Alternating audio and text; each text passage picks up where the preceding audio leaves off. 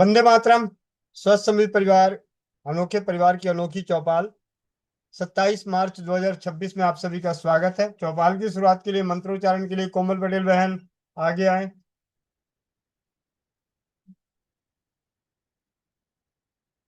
कोमल पटेल बहन। जी भैया, वंदे मातरम भैया, वंदे मातरम सभी को। जो भाई बहन चश्मा लगाएं, चश्मा निकाल लें।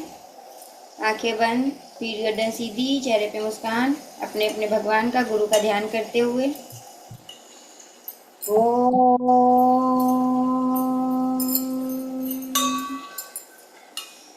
ओम।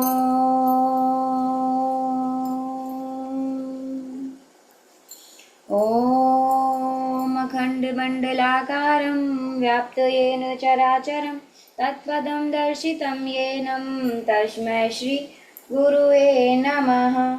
गुरुब्रह्मा गुरुविष्णु गुरुदेव महेश्वरा, गुरु साक्षात् परं ब्रह्म तस्मै श्रीगुरुवे नमः। तस्मै श्रीगुरुवे नमः। सभी लोग अपने अपने हाथों को रब करेंगे, आंखों पे रखेंगे और एक प्यारी सी मुस्कुराहट के साथ अपनी आंखें खोलेंगे। जय श्री राम, राधे राधे, वंदे मातरम सभी को। नीतू दीदी। वंदे मातरम सभी को। वंदे मातरम, वंदे खोलेंगे। मातरम। जय श्री राम। सुजलां सुफलां मलयज शीतलां श्यामलां मातरं वंदे मातरम्। ज्योत्स्नां पुलकितयामिनीं पुल्लकुसुमितद्रुमदलशोभिनीं सुमधुरभाषिणीं सुखदां वरदां मातरं वन्दे मातरम्। वन्दे मातरम्। कोटि कोटि कंठ कल कल निनाद करले, कोटि कोटि भुजे धृत खर करवाले। अबला केन मैं तो बोले, बाहुबलधारिणी नमामि तारिणीं रिपुदल वारिणीं मातरं वन्दे मातरम्। वन्दे मातरम्। तुम्ही वेद्या, तुम्ही धर्म, तुम्ही हृदय, तुम्ही मर्मा, त्वमहि प्राणा शरीरे, बाहुते तुम्ही मा शक्ति, हृदये तुम्ही मा भक्ति।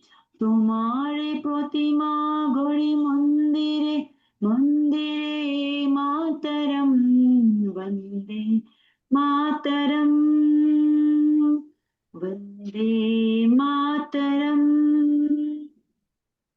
त्वमहि दुर्गा दश प्रहरण धारिणी, कमला कमलदल विहारिणी, वाणी विद्यादायिनी।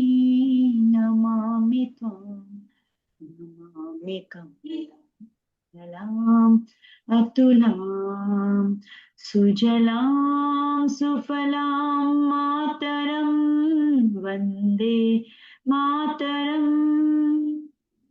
वन्दे मातरम्। श्यामलां सरलां सुष्मितां भूषितां धरणीं भरणीं मातरं वन्दे मातरम्। वन्दे मातरम्। वन्दे मातरम्। वन्दे मातरम्।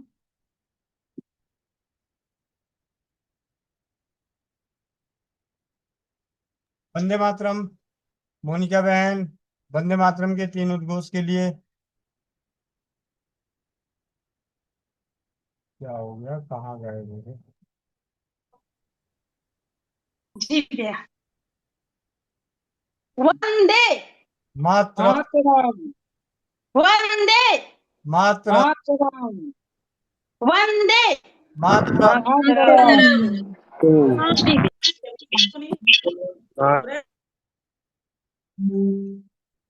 वंदे मातरम। स्वस्थ समृद्ध परिवार, अनोखे परिवार की अनोखी चौपाल। चौपाल की शुरुआत करते हैं अनुभवों के संग। अनुभव आप सभी आगे आएंगे बताने या मैं बताऊं?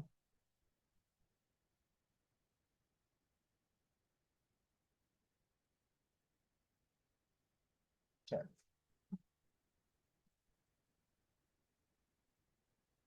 क्या बात है, पूरे दिन में ऐसा कुछ घटना नहीं घटी कि जो चौपाल पे चर्चा की जा सके? तो राम राम करते हैं, END एंड का बटन दबाते हैं। क्यों डाटा खर्च करे खामा का? भाई सुबह के 5 बजे उठे हैं, शाम के 7:30 बजे हो गए, 7:30 बज गया। ऐसा तो है नहीं कि चौपाल लगाने लायक कोई किसी के मन में कोई चर्चा ही ना रही हो। चलिए, एक बहन तो आई जो, जी, लकी बहन। भैया वंदे मातरम। वंदे मातरम। भैया जी, भैया आपने अनुभव का बोला तो मैंने सोचा आपको बता देती हूँ। आपको भेजा भी था मैंने, वो बेटी को लेके। तो मैं जस्ट बताना चाह रही भैया कि उसको 1 डेढ़ हफ्ते से बहुत लूज मोशन हो रहे थे भैया उसको। तो आपने कुछ होम्योपैथी की एक दवा बताई थी, और उसके बाद मैंने सौंफ जीरे का पानी भी दे रही थी, तो उसका बंद नहीं हो रहा था। पर आपने मुझे कल बोला था कि पानी गर्म करके उसको 1 बूंद डाल के अमृत धारा उसमें डाल के रख दो, फिर 1 1 चम्मच उसको पिलाओ। तो भैया मैंने उसको एक ही बार दी थी, वो एक चम्मच ही दी थी। और उसके बाद तो भैया वो पूरे उसमें आराम से जाके कल खाना वाना खा के आई, आज भी खाना खा के आई है भैया वो। मतलब अब कोई प्रॉब्लम नहीं है भैया पेट में उसे। नहीं तो वो भैया खा रही थी और खा के और सीधे फ्रेश होने के लिए जाती थी भैया वो। तो अभी एकदम ठीक है भैया, एकदम स्वस्थ है। धन्यवाद भैया। जी जी, बहुत बहुत धन्यवाद। लेकिन आपका एक मैसेज और भी देख रहा हूँ, वो क्या समस्या है वो भी बता दो फिर। हाँ भैया, वो बेटे को लेके है। उसको प्रॉब्लम क्या है भैया कि उसको कफ कोल्ड ये बदलते मौसम में बहुत जल्दी हो जाता है। तो उसको ना ये ज्यादा ये मतलब है ना, इतना ज्यादा हो गया था कि इसको आंख से कफ आने लगा था भैया ऐसे। मतलब ऐसे ऐसे ये ऐसे प्रेस करता था और उसको ऐसे करके और आंख में से कफ निकल रहा था। फिर मैंने इसको भैया त्रिकुटा दिया, त्रिकुटा में शहद मिला के, तो उसका कम हो गया। लेकिन अभी 2 दिन से मैं उसे देख रही हूँ कि डस्ट से एलर्जी हो रही है भैया। डस्ट में जाता है और उसको छींके आने लगती है इसे। एक तो नाक में सरसों का तेल लगा देना रात को, थोड़ी सी जी भाई। चने के दाने के बराबर अदरक गुड़ अजवाइन, अदरक जी। गुड़ अजवाइन और थोड़ी सी घी मिला के चबा चबा के खाने को दे देना, और पीछे से गुनगुना पानी पिला देना जी भैया जी। रात को सोने से पहले। ठीक है। ठीक है भैया जी। ठीक है। ठीक है, धन्यवाद भैया। जी। ठीक है।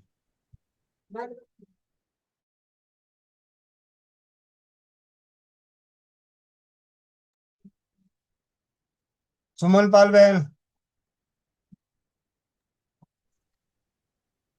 वंदे मातरम भैया जी, वंदे मातरम सभी को। भैया जी, गृह कलेश नाशक तेल का है। भैया जी, जब बेटी के पेपर चल रहे थे तो वो बहुत मतलब टेंशन में थी। जैसे पेपर दे रही थी तो सुबह से शाम तक खाना पीना उसने अपना बंद कर रखा था, और उसकी वजह से देख देख के भैया जी मुझे भी टेंशन हो रही थी, क्योंकि उसका मतलब चेहरा एकदम ऐसे उतरा सा रहता था। लेकिन भैया जी मैं गृह गृह कलेश नाशक तेल जला रही थी, और भैया जी उसकी वजह से ही मुझे भी प्रॉब्लम आई है। लेकिन वो अब है ना भैया जी, वो ठीक है, खा भी रही है, पी भी रही है, और वैसे भी खुश है भैया जी। लेकिन ये सब गृह कलेश नाशक तेल का ही कमाल है, क्योंकि जो भी घर में दिक्कत आती है वो समस्या मतलब हल हो जाती है भैया जी। और भैया जी दूसरा मेरा अनुभव ये है कि जब से आपने घटक भेजे हैं क्रीम के भैया जी, तो कोई भी क्रीम पहले नहीं लगाता था जो मैंने बनाई है, और जब से घटक लिए हैं और मैंने क्रीम ब्यूटी क्रीम बनाई है, तो भैया जी तब से है ना बेटे को बहुत चेहरे पे स्किन पे मतलब बहुत ही दाने थे, बहुत ज्यादा। और वो अब लगा रहे, कह रहे कि मम्मी जैसे मामा ने क्रीम भेजी है ना, वैसे ये हमारी वाली भी क्रीम बनी है। तो भैया जी खुशी खुशी ये सारे बच्चे लगाते हैं, सारे के सारे। और भैया जी उसके पिंपल है ना खत्म हो गए हैं। और जो बहुत ना के बराबर जो बड़ी बड़ी वैसे रहते हैं दाने, वो थोड़े से बच रहे हैं। लेकिन हाँ भैया जी, रिजल्ट उनका उसका 80-90% रिजल्ट आ रहा है भैया जी। बहुत अच्छी क्रीम है भैया जी, आपका बहुत बहुत धन्यवाद। जी दीदी, बहुत बहुत धन्यवाद। सिंपल कौर बहन। वंदे मातरम भैया जी। वंदे मातरम। भैया जी, आज शाम को ही एक बहन का फोन आया था मेरे पास। वो बोल रही थी कि मेरे को ना बहुत ज्यादा एक हफ्ते से घबराहट हो रही है, और मतलब बेचैनी सी होती रहती है सारा सारा दिन, और पता नहीं क्या हो रहा है मेरे को, कि मेरे को हॉस्पिटल ना जाना पड़े। पता नहीं ये मेरी तबीयत जो है दिन बर दिन बढ़ती जा रही है। हमने उसको बोला भी आप परेशान मत हो, आप ऐसा करो कि 2 छोटी इलायची जो है आप अभी ले लो और उसको चबाना शुरू कर दो। और भैया जी उसने 15-20 मिनट बाद उसने दोबारा फिर कॉल किया, बोली अब मेरे को आराम है, अब मैं बिल्कुल ठीक हूँ। ये छोटी इलायची का कमाल है भैया जी। धन्यवाद भैया जी। बहुत बहुत धन्यवाद दीदी।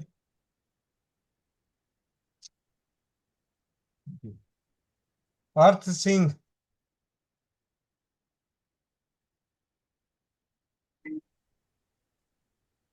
भैया एक बहन है राजश्री के नाम से, वो ऐसे आशीर्वाद देने वाली पोजीशन में है, मतलब हाथ खड़ा किए हुए है। अभी उनको भी मैं अनम्यूट करते हैं। मैंने कर दिया भैया, मैसेज दे दिया उनको, ठीक है। जी दीदी। वंदे मातरम। भैया जी, भैया वंदे मातरम भैया जी। वंदे मातरम। भैया जी, मेरा एक छोटा बाबू है, लगभग 8 महीने का। वो 5 दिन से लाइटिंग कर रहा है, डॉक्टर बोले हैं डायरिया है, दवा दे रहे हैं, फिर भी ठीक नहीं हो रहा है।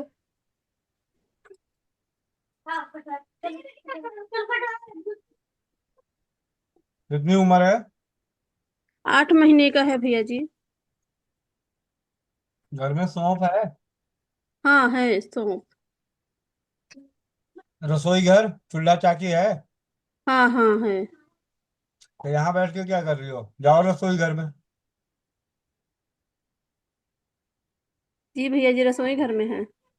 मुझे तो आसमान दिखाई दे रहा है पीछे। चलो, कोई बात नहीं। ये एक गिलास पानी लो, उसमें 1 चम्मच सौंफ डाल के चढ़ा के भूल जाओ। जी। जब वो 10-12 चम्मच पानी बचे, जी। उसको छान लेना मसल के। जी। और ठंडा हो जाए जी भैया जी। तो आधा आधा चम्मच करके उसको पिलाते रहो। जी भैया जी। ठीक है? ठीक है, क्या बार देना है भैया जी? 10 चम्मच पानी आधा आधा चम्मच पिलाओगे तो कितनी बार देना पड़ेगा? 10 बार। कौन सा स्कूल से पढ़ के आई है बहन? हम्म? 10, आधा आधा चम्मच। 10 चम्मच को आधा आधा चम्मच करेगी तो 8-10 चम्मच को करेगी तो कितना बार हो जाएगा?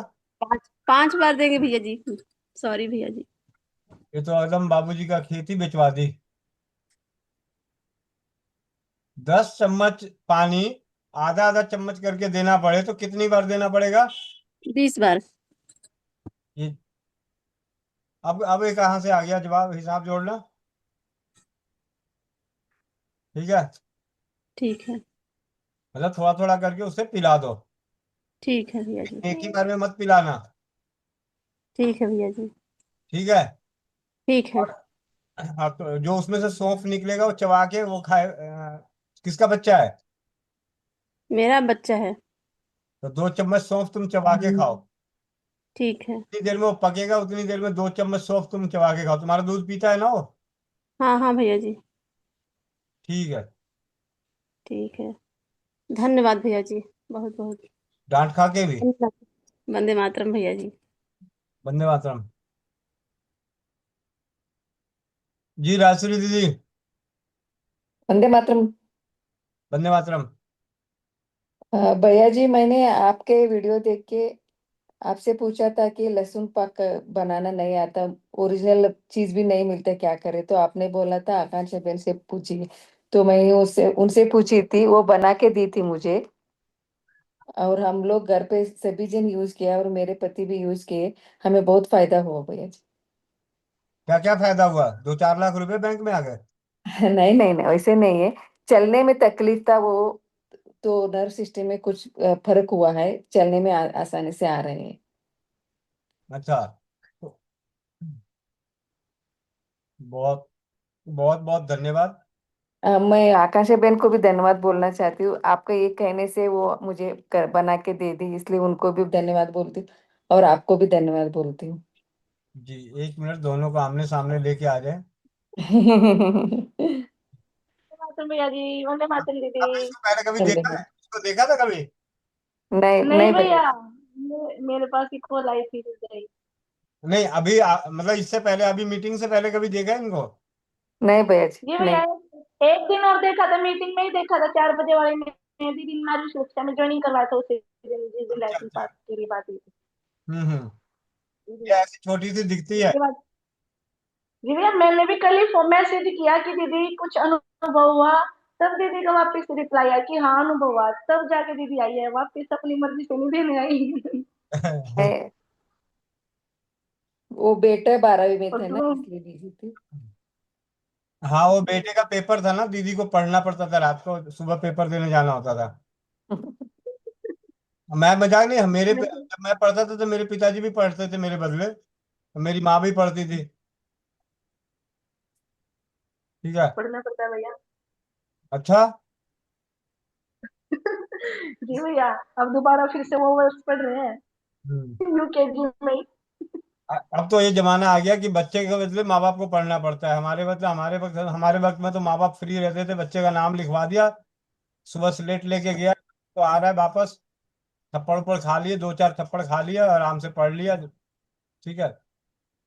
चलिए, एनीवे, बहुत बहुत धन्यवाद दीदी। दीदी धन्यवाद।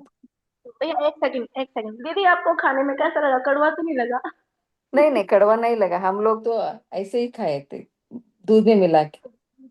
मेरे को लगा जैसा मोनिका दीदी ने बताया उससे बिल्कुल कलर अलग था, उनका थोड़ा ब्राउन था, मेरा ब्लैक था, मेरे को लगा कहीं से टेस्ट हाँ अलग ना ब्लैक लगे। था, लेकिन कड़वा नहीं था।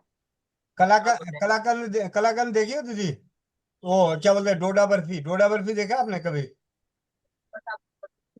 राजश्री दीदी, डोडा बर्फी देखिए, डोडा बर्फी। नहीं नहीं पाया भाई जी। अच्छा। बहन कह दो खाई है, मैंने देखी नहीं, खाई है, इसी इसी को बोल दो कि देखा मैंने खाई है। हाँ कौन सा हाँ पता हाँ। चलता है। इस अच्छा अच्छा। के जैसा ही होता है वो। हाँ हाँ हाँ।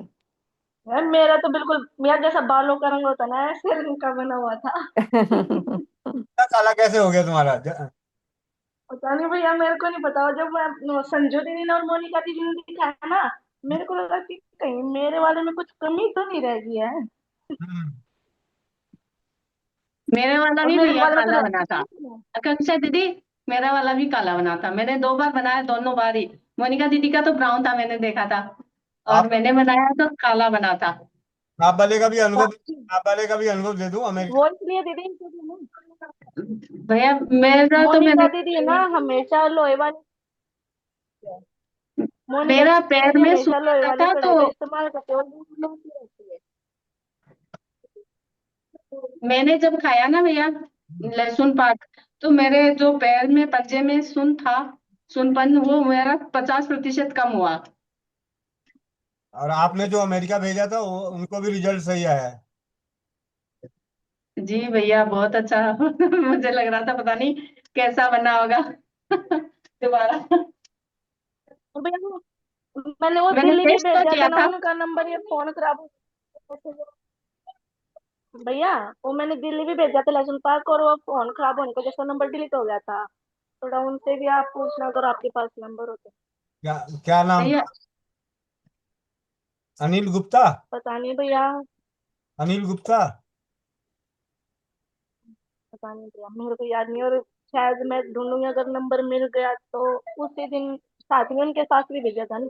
कोई बात नहीं, मुझे खुद ही याद नहीं, मैंने कईयों के नंबर दिए थे एक दूसरे का, मैं कहा जी इनसे बनवा लो, इनसे मंगा लो। जो नहीं बना सकते, यहाँ पे बहुत सारी बहनें हैं, बेटियां हैं, बहन बेटी की तरह सब मदद करते हैं। जी राशि दीदी, कैसा लग रहा है ये परिवार? आप अच्छा लग रहा है भैया। अच्छा लग रहा है क्या? दीदी रोज आया करो, दीदी रोज आया करो, सबके बाद आ दीदी जाना। यहाँ ना यहाँ पे है ना दीदी, अच्छा नहीं होता यहाँ, या तो बहुत अच्छा होता है या फिर बहुत खराब होता है, दो चीजें हैं यहाँ पे। ये बीच वाला अच्छा वाला है ना, ये हमें रास नहीं आता। भैया अमेरिका वाली दीदी का क्या रिजल्ट रहा, क्या आया उनका लहसुन पाक से? भी आराम मिला। अच्छा, उनको क्या दिक्कत थी? उनकी दिक्कत मत पूछो, बस ये समझ लो कि दिक्कत मत पूछो। बहुत दिक्कत थी। अच्छा, जी बताओ। मतलब वो रो रो रो के हंस हंस के अपना जीवन गुजारती है। पहले मतलब अंदर से रोती है, ऊपर से हंसती है बस। लेकिन अब कहती भैया है, अंदर से कम रोती हूँ, ऊपर से हंसती हूँ। सही हंसी है। जी, काफी इसके रिजल्ट अच्छे हैं भैया। उसके नहीं, हर चीज के रिजल्ट अच्छे हैं। स्वस्थ समृद्ध परिवार में खोजी गई हर चीज बहुत अच्छी है। आज आनंद ही आनंद आ जाएगा। कल कल की 11 बजे में तो और आनंद आने वाला है। ठीक है।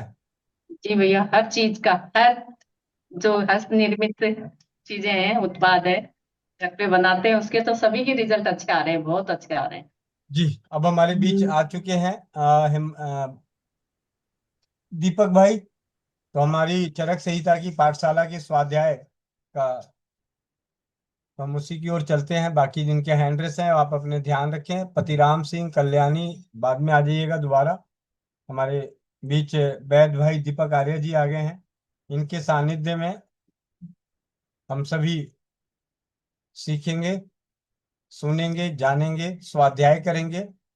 स्वस्थ रहना है, समृद्ध रहना है तो आयुर्वेद पढ़ना ही होगा। कि आप धारणाओं को सत्य करने के प्रयास में चरक संहिता की पाठशाला। वैद भाई दीपक आर्य जी अपने व्यस्त भरे जीवन से अपना समय निकाल रहे हैं स्वस्थ समृद्ध परिवार की चौपाल के लिए। माइक अनम्यूट करें, और आप सभी भी माइक अनम्यूट करें। दीपक भाई का स्वागत करें। बहुत बहुत स्वागत है भैया, वंदे मातरम।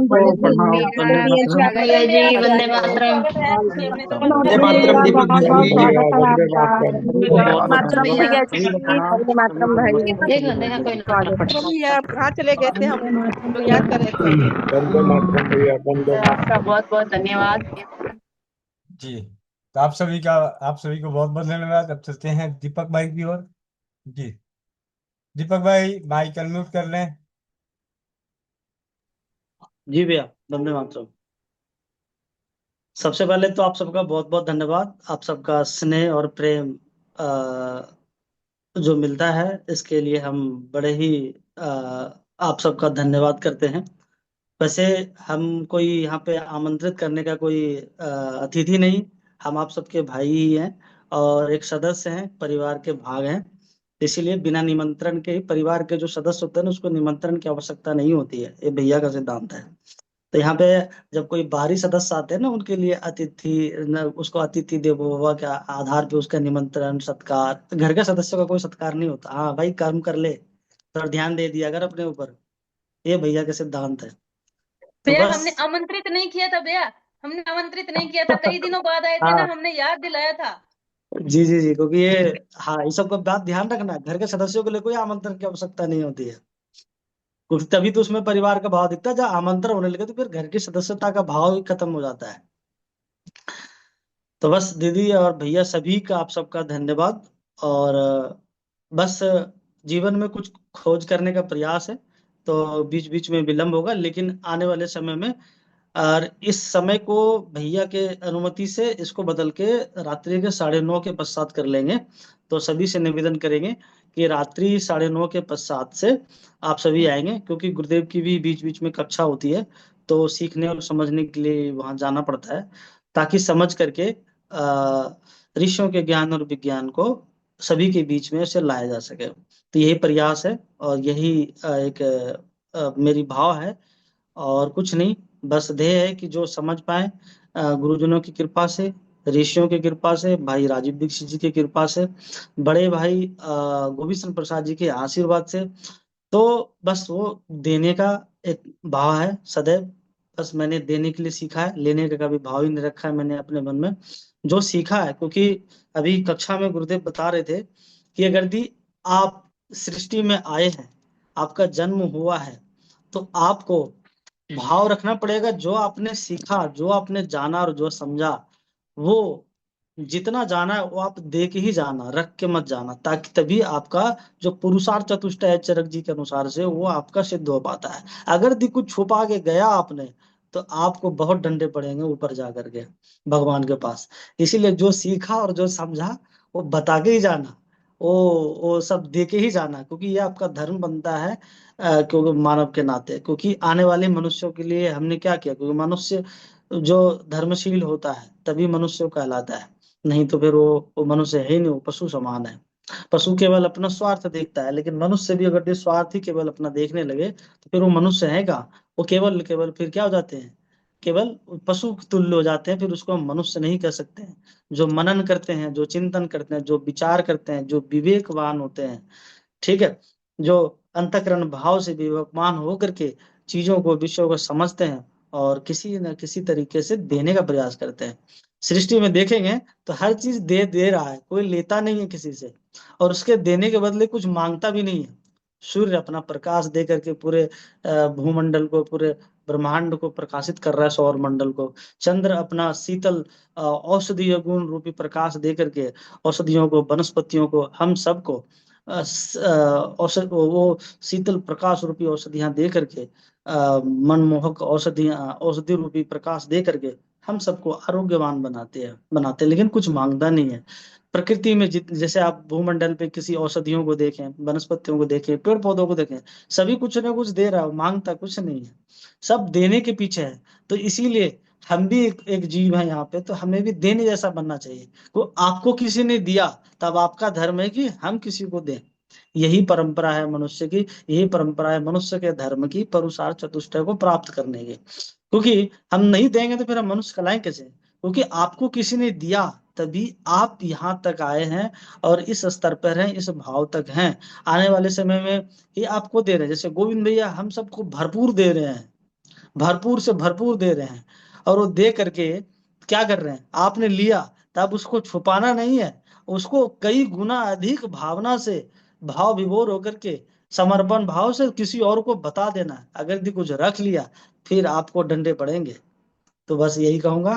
तो इतनी सी भाव कह के और इतनी सी बात कह के अब हम सत्र को आरंभ करते हैं और आगे अपने विषय की ओर बढ़ेंगे। तो सर्वप्रथम परमपिता परमात्मा को नमन करते हैं, सभी देवगणों को, सभी ऋषि गणों को हम नमन करते हैं। और हम चरक संहिता पढ़ रहे हैं नियमित रूप से, तो हम महर्षि भरद्वाज जी को नमन करते, क्योंकि भगवान इंद्र के पास से स्वर्ग से आयुर्वेद को भूमंडल पर महर्षि भरद्वाज जी लाए थे, इसलिए बहुत बड़े कृपा धन्यवाद के पात्र हैं, बहुत ही नमन के पात्र हैं महर्षि भरद्वाज जी। उसके बाद हम महर्षि आत्रेय जी, महर्षि पुनर्वसु जी को हम नमन करते हैं, क्योंकि वो अग्निवेश जी के गुरु थे, अग्निवेश तंत्र के जो रचयिता थे उनके गुरु थे महर्षि अग्निवेश जी के, तो इसीलिए हम उनको नमन करते हैं। और महर्षि अग्निवेश जी के बाद जो हुआ फिर चरक जी को हम नमन करते हैं। और चरक जी एक भगवान धन्वंतरी जी के ही स्वरूप हैं, उनका ही एक रूप है, उनके ही एक गुणों का नाम है चरक, भगवान धन्वंतरी जी का, क्योंकि उन्होंने ऐसा कार्य ही किया ताकि उसके ही नाम से अग्निवेश जी ने निवेदन करके चरक संहिता के नाम से अग्निवेश तंत्र को करवाया भगवान धन्वंतरी जी के जरिए, ताकि ये भगवान धन्वंतरी के ही नाम से, उनके गुणवाचक नाम के आधार पर इस शास्त्र का नाम चरक संहिता पड़ गया। इसलिए हम, उनका एक स्वरूप भाव है, तो इसलिए हम चरक जी को नमन करते हैं। और फिर मुख्य रूप से भगवान धन्वंतरी जी को हम नमन करते हैं, अपने गुरुदेव को नमन करते हैं, और भाई राजीव दीक्षित जी को, महामना भाई राजीव दीक्षित जी को नमन करते हैं, और बड़े भाई श्री आदरणीय भाई गोविंद चंद्र जी को, प्रसाद जी को नमन करते हैं। आप सभी को नमन करते हुए आज के सत्र को हम आरंभ करेंगे। तो वैसे मंत्र छूट गया, जो आरंभ में हम लेते हैं, तो कोई बात नहीं है। तो आप सभी का ईश्वर का आशीर्वाद है। तो हम जो पढ़ रहे थे, याद होगा, चरक संहिता सूत्र स्थान प्रथम अध्याय, अध्याय का नाम दीर्घ जीवित अध्याय, और इस अध्याय के अंतर्गत जो हम पढ़ रहे थे 58 श्लोक, मतलब श्लोक संख्या 58, इसका हम पठन पाठन कर रहे थे। तो इसमें से श्लोक संख्या 58 का हमने एक भाग किया था। इसमें जो श्लोक था हम एक बार पढ़ देते हैं ताकि आप सबका चित्त और मन जो है फिर से वो उस अवस्था में आ जाएगा, ताकि उसे आप समझ सके और जान सकें। तो श्लोक जो था, श्लोक था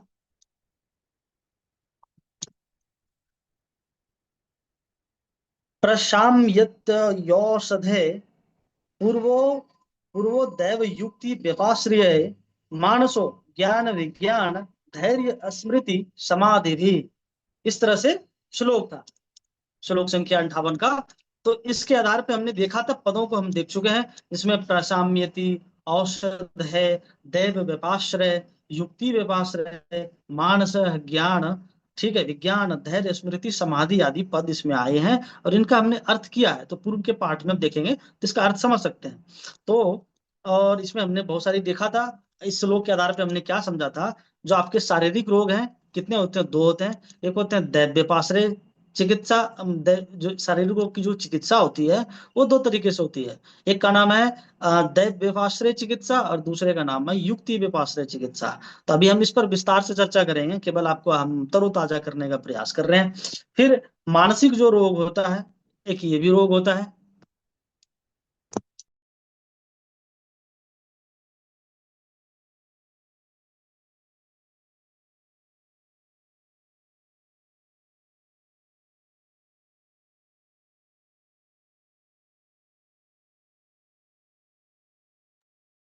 दीपक भैया आप म्यूट हो गए हैं।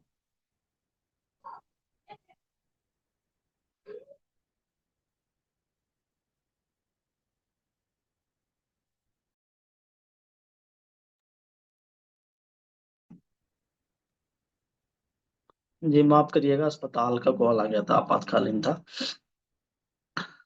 हाँ, तो उसके बाद था मानसिक रोग।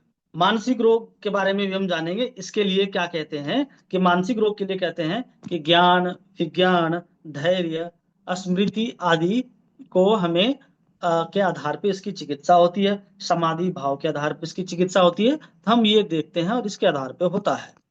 तो फिर आगे हमने देखा था मानसिक रोग में कि मानसिक रोग जो है उसके लिए क्या क्या सहारा लेते हैं। अभी जो मैंने बोला ज्ञान विज्ञान धैर्य स्मृति समाधि, इसके बारे में हम पूर्व पाठ में बता चुके हैं। फिर चक्रपाणी जी की, आचार्य चक्रपाणी जी की हमने उनका संदर्भ लिया था इस श्लोक के हिसाब से। वो भी जो है कि इसमें मानते हैं कि दैव व्यपाश्रय चिकित्सा और युक्ति व्यपाश्रय चिकित्सा शारीरिक रोग के अंतर्गत। तो दैव व्यपाश्रय के बारे में भी देखेंगे, बहुत सारे मंत्र जाप मणि धारण, ठीक है, होम, ये सब बहुत सारी चीजें आएगा जो भी हम देखेंगे। और मूल रूप से फिर इसके बारे में हमने बात किया था कि चिकित्सा त्रिविध चिकित्सा होती है, जिसमें दैव्यपाश्रय हमने जाना, फिर युक्ति व्यपाश्रय जाना और तीसरा होता है सत्वाब्जय चिकित्सा। तो इसके अंतर्गत जानते हैं ये मानसिक रोगों में मन को नियंत्रण के द्वारा समाधान इसका किया जाता है, जो हम आगे देखेंगे। तो अब हम जो है कि आज के मुख्य पाठ पे आते हैं, धीरे धीरे हम आगे बढ़ेंगे। तो हमने जो बात किया था ज्ञान के बारे में बात करा, तो ज्ञान का मतलब क्या था, जो आत्म है ना, आत्मज्ञान, धर्म कर्म जीवन का जो सत्य है ना, ये सब ज्ञान के अंतर्गत हम समझते हैं और जानते हैं। विज्ञान के बारे में हमने क्या जाना था कि विज्ञान को हमने कहा था कि जो होता है ना, उस ज्ञान को, जो ज्ञान है ना, जो आत्मिक ज्ञान है, धर्म के आधार पे जो हम समझते हैं, धर्म को समझते हैं, कर्म को समझते हैं, जीवन के सत्य को समझते हैं। इसमें क्या कहते हैं कि ये जो ज्ञान है, इसके आधार पे उसका व्यवहार में कैसे प्रयोग करेंगे, कैसे इसका हम जीवन में धारण करेंगे और कैसे इसका हम लाभ ले सकते हैं, ये विज्ञान के अंतर्गत हम समझते हैं, जानते हैं। ठीक है, कहते हैं कि यह जो है केवल कहते हैं कि बौद्धिक ये जानकारी नहीं है, बल्कि जीवन की दृष्टि को समझाने वाला ये बात है, ज्ञान और विज्ञान। फिर कहते हैं जो धैर्य था पद, श्लोकों में धैर्य पद आया है, आप देखेंगे श्लोक में धैर्य पद आया है। दूसरे चरण में आप देखेंगे तो ज्ञान विज्ञान धैर्य स्मृति, ठीक है, समाधि, ये सब आया है। तो धैर्य का मतलब मन को विकारों से बचाने में धैर्य। अगर यदि आपको धैर्य नहीं होगा तो मन को आप संतुलित रख ही नहीं पाएंगे। मन क्या हो जाएगा, विकृत हो जाएगा। मन का भाव क्या हो जाता है, विकृत हो जाता है और मन नियंत्रण नहीं रहेगा। करने का क्या करेंगे, क्या केवल बुद्धि भाव से सोचेंगे, अपना विवेक खो देंगे आप। तो ये नहीं ध्यान रख पाते हम, इसलिए कहते हैं मन को विकारों से बचाने में धैर्य, धैर्य कफ का गुण होता है, प्रकृति कफ का, हमने आपको पूर्व पाठ में बताया। स्मृति क्या कहते हैं, गलत प्रवृत्तियों से रोकने में मदद करता है। स्मृति हो, आपका मन सजग हो, मतलब चित्त आपका सजग रहेगा, तो आप क्या करेंगे, गलत प्रवृत्ति में नहीं जाएंगे, तो ये स्मृति इसमें काम आता है। समाधि भाव सर्वोच्च सर्वोच्च चिकित्सा के अंतर्गत माना गया है। समाधि हो जाना, सब चीज सारे विकार समाप्त हो जाना जीवन से, केवल सत्व ही सत्व रह जाना, केवल सत्व भाव ही रह जाना मन में, मतलब सत्य ये गौण हो जाता है, रज तम गुण गौण हो जाता है, सत्व भाव में आ जाता है, चित्त मन प्रसन्न हो जाता है, और मन और आत्मा जो है, मनुष्य का जो आत्मा है, चित्त अंतःकरण भाव है, ये क्या हो जाता है, परमात्मा में जाके लीन हो जाता है। ये समाधि भाव कहते हैं। जब समाधि भाव में हो जाएगा, परमात्मा में लीन हो जाएगा, तो उसको कौन सा रोग हो सकता है, कोई रोग नहीं हो सकता।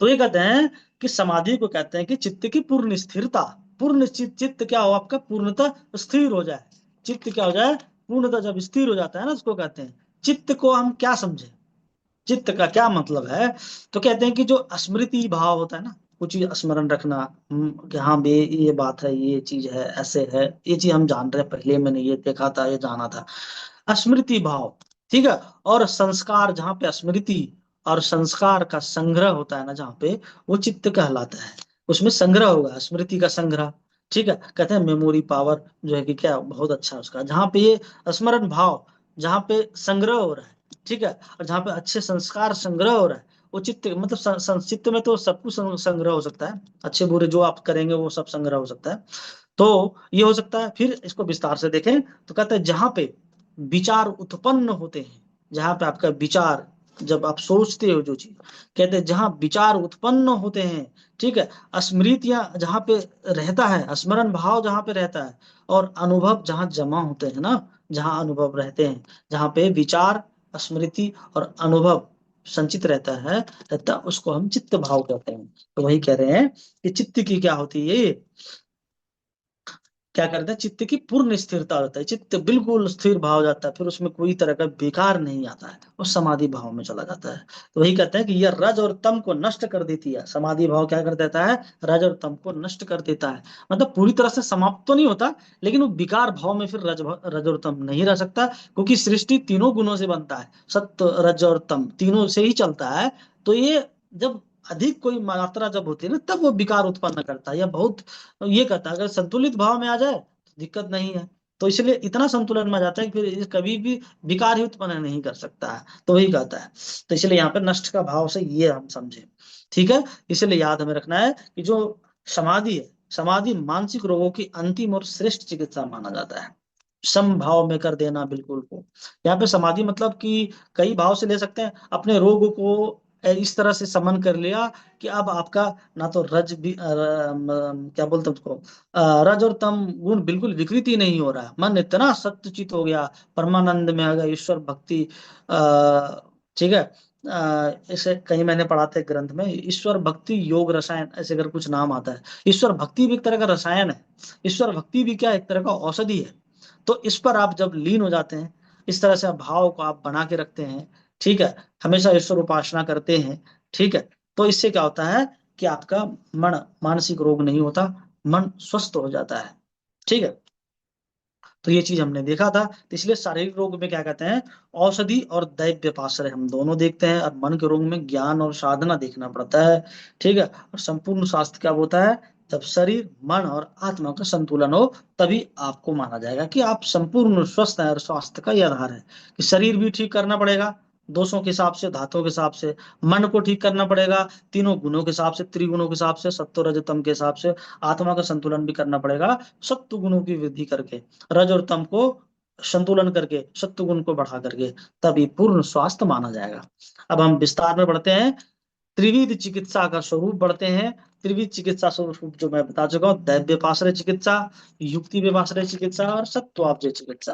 तो दैव व्यपाश्रय चिकित्सा के अंतर्गत जो हम जानेंगे, किसको कहते हैं, याद रखिएगा, बहुत काम आएगा। किसी को आप औषध बताएंगे, किसी के आप मन को समझेंगे, कि जब भी किसी को तकलीफ हो, रोग हो, बीमारी हो, उनको केवल शरीर को मत देखिए, शरीर देखने से केवल आपको कुछ लाभ नहीं मिलेगा उतना। जब भी किसी रोगी से बात करें, देखें, तो उनका मन को भी देखें और शरीर को भी देखें, दोनों देखें। ज्यादा कहाँ विकृति है, मन में विकृति है कि तन में विकृति है? अधिक मन में विकृति है तो मन को भी संतुलन करिए प्रथम, फिर शरीर के रोग संतुलन करने के लिए उसको औषधि दीजिए।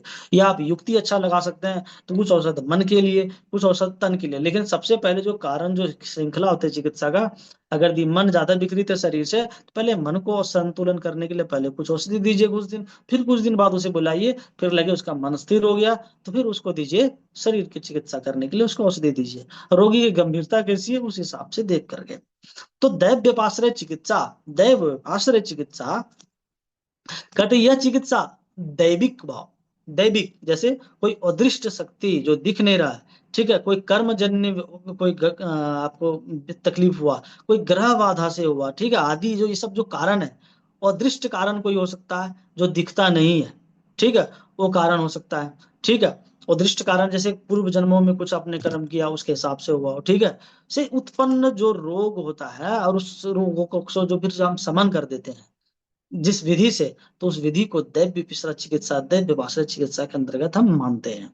तो याद रखिएगा, दैविक घटना क्या हो सकता है, वो दृष्ट शक्ति से, कर्मों के हिसाब कारण से हो सकता है, कोई ग्रह आदि बाधा के कारण से जो व्याधि हुआ, और इसको जिस विधि से हम जो हम दूर करते हैं इस तकलीफों को, बीमारियों को, उसको हम दैव्य पाश्रय चिकित्सा के अंतर्गत मानते हैं। तो इस दैव्य पाश्रय चिकित्सा के अंतर्गत क्या क्या हो सकता है, क्या क्या हो सकता है, किस उपाय से हम इसको करेंगे?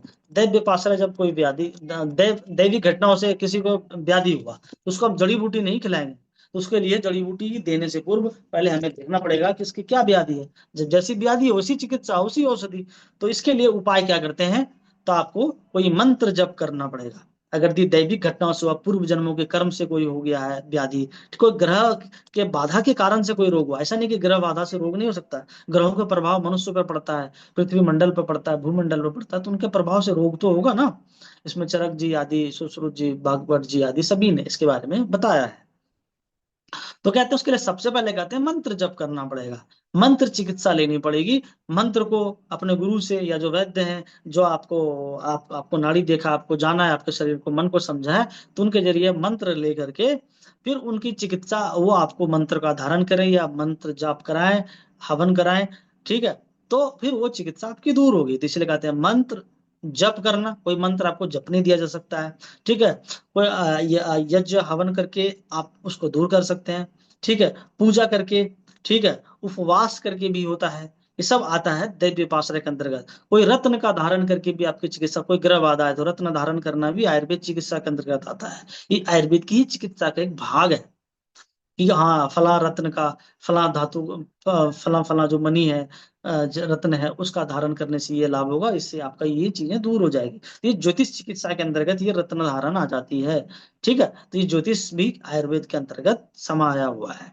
ठीक है। फिर कोई तीर्थ का सेवन करने से भी आपकी दैव्य पाशा चिकित्सा, जैसे फला तीर्थ, कोई आप मंदिर गए जहाँ देवों का मंदिर है, ठीक है, वहां जाकर के आपने जो है कि उस तीर्थ रूप में जाकर के किया, किसी अच्छे नदी के पास गया, कोई पर्वत पे गया, ठीक है, जहाँ पे देवों का कोई स्थान है, वहां जाकर के जो तीर्थ जिसको कहते हैं, तो वहां जाकर के जिसको मन चित्त आत्मा सब शुद्ध हो जाए, ठीक है, जहाँ पे आपका मन का स्वभाव बदल जाए और स्थिर हो जाए, ईश्वर के भाव की तरफ बुढ़े, आध्यात्मिक की ओर जुड़ जाए, वो तीर्थ के भाव से उसे हम जानते और समझते हैं, जिससे आपका मनो शांति मिले, मानसिक संतुलन स्थित हो, ठीक है, तो वो तीर्थ के भाव से। तो वहां जाने से भी कई सारी व्याधियां दूर हो सकता है। कहते हैं फला तीर्थ में जाने से, वहां के जल से, आपका स्नान करने से, धारण करने से, वहां की कुछ चीजों का वहां कुछ दिन वास करने से, निवास करने से ये समस्याएं आपकी दूर हो सकती है। तो यहाँ पे कोई ये आडंबर नहीं है, ये कोई ये जो है कि क्या बोलते हैं पाखंड नहीं है, ये जो है कि ये आयुर्वेद चिकित्सा के आधार पे हम इसको देख सकते हैं, समझ सकते, क्योंकि वहां के आबो हवा, वहां के वातावरण ऐसा भाव है कि वो फला रोगों के लिए वो बहुत अनुकूल है, वो चिकित्सा भाव वहां दे सकता है, औषधीय भाव दे सकता है, इसलिए वो तीर्थ आप सेवन करेंगे, तीर्थ भ्रमण पे जाएंगे तो आपकी ये चीजें दूर हो सकती है। फिर कहते हैं दान करने से भी क्या होता है, दैव्य पाश्रय चिकित्सा के अंदर आता है कि आपको कुछ ऐसे पाप कर्म करने से हमें जो व्याधि हुआ है, इसमें दान करना ही जरूरी है। दान किसी भी तरह का हो सकता है, धन का दान हो सकता है, अन्न का दान हो सकता है, ठीक है, कोई रत्न का दान हो सकता है, किसी धातु का दान हो सकता है, जो भी दान के कई प्रकार हैं, गुरुजनों के माध्यम से। दान कितने प्रकार के हैं अभी इस पर मैं ज्यादा टिप्पणी नहीं कर पाऊंगा, लेकिन दान जिस प्रकार का आपको बताया जाएगा, किसी ज्योतिष से मिल करके, आप अच्छे ज्योतिष से मिल करके इस पे आप जान सकते हैं और समझ सकते हैं कि आपको जो व्याधि हुआ औषधियों से ठीक नहीं हो रहा, तो उसमें अगर ये दान भाव आता है तो आपको दान करना चाहिए। गौ दान भी हो सकता है, ठीक है। कोई कुछ ऐसे व्याधि हो जाते हैं कर्मों के हिसाब से, उसमें प्रायश्चित करना पड़ता है कि हाँ आपको ये प्रायश्चित करना ही पड़ेगा, ये समय आपको निर्धारित है, इसके लिए ये फला फला फला कर्म आपको सुकर्म करना पड़ेगा, ताकि जो है कि आपका फिर यो दोष कट जाएगा, फिर आपका ये चीजें ठीक हो जाएगी, ये समस्या व्याधि ठीक हो जाएगी। फिर बलि करना भी, बलि देना भी दैव व्यापाश्रय चिकित्सा के अंतर्गत आता है। तो बलि क्या है? बलि मतलब किसी जीवों का गर्दन काट देना, ये बलि नहीं है, इसको हम बलि नहीं कहते। बलि का भाव है, बलि का अर्थ है कि किसी देव को, किसी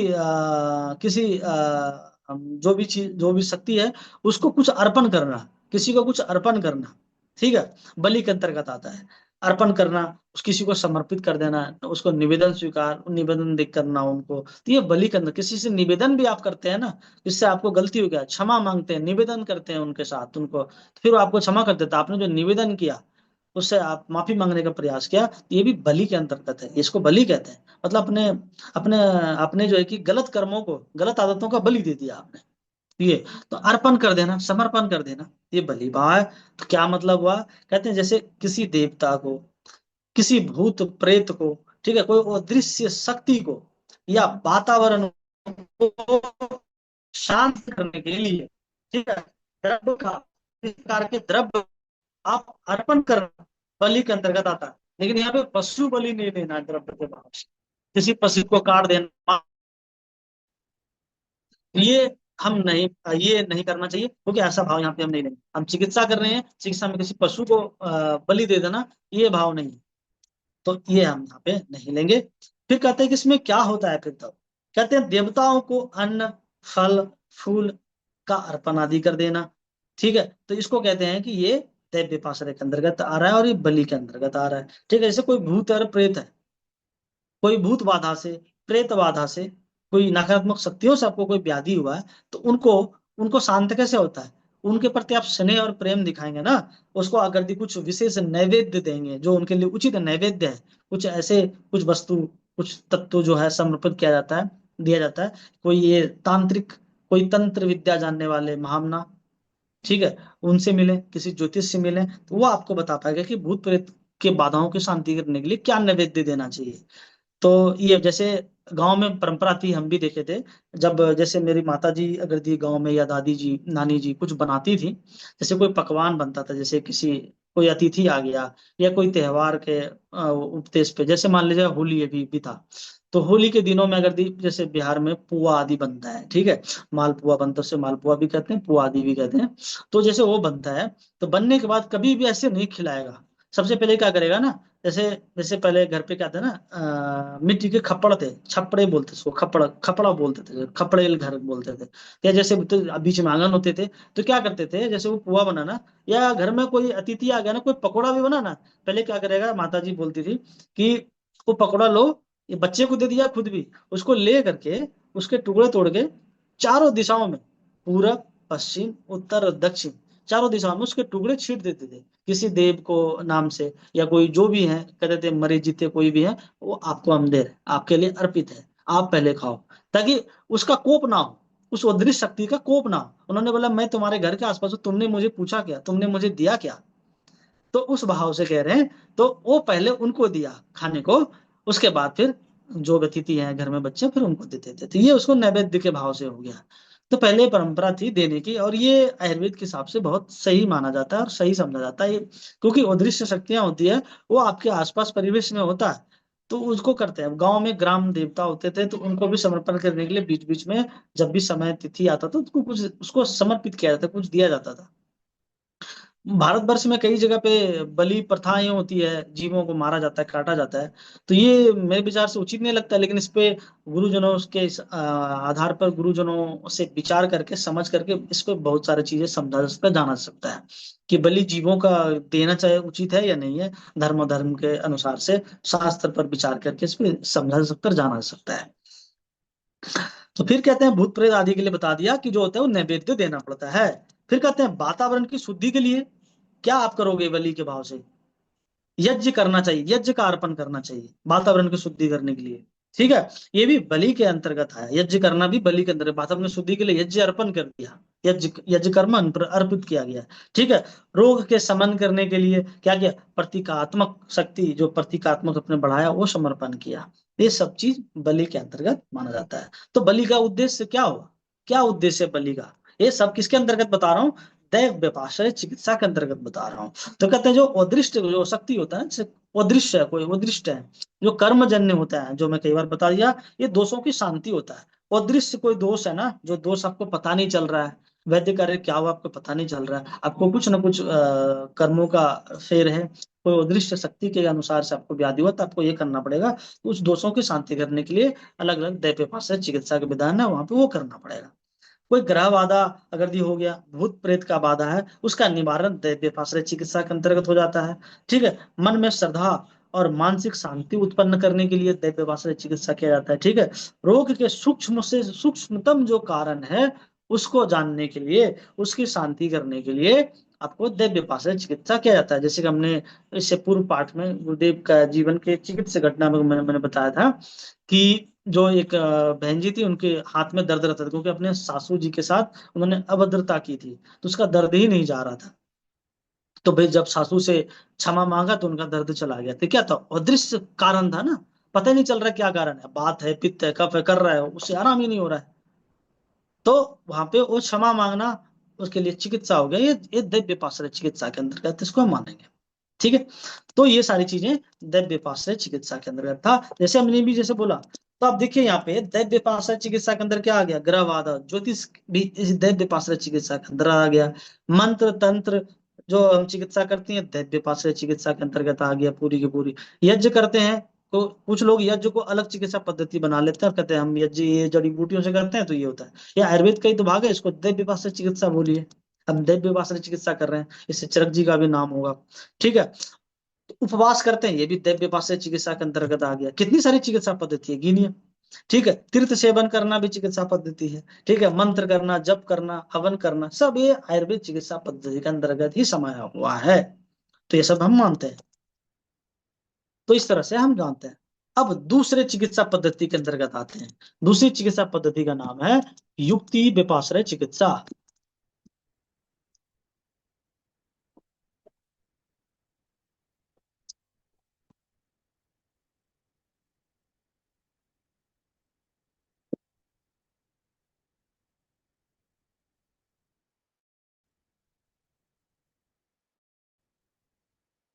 जी, दूसरी चिकित्सा पद्धति है युक्ति व्यपाश्रय चिकित्सा, बोलते हैं उसे हम। तो युक्ति व्यपाश्रय चिकित्सा में हम क्या समझेंगे, क्या जानेंगे? कहते हैं युक्ति व्यपाश्रय चिकित्सा पद्धति जो है ना, आयुर्वेद चिकित्सा पद्धति का मुख्य चिकित्सा पद्धति है।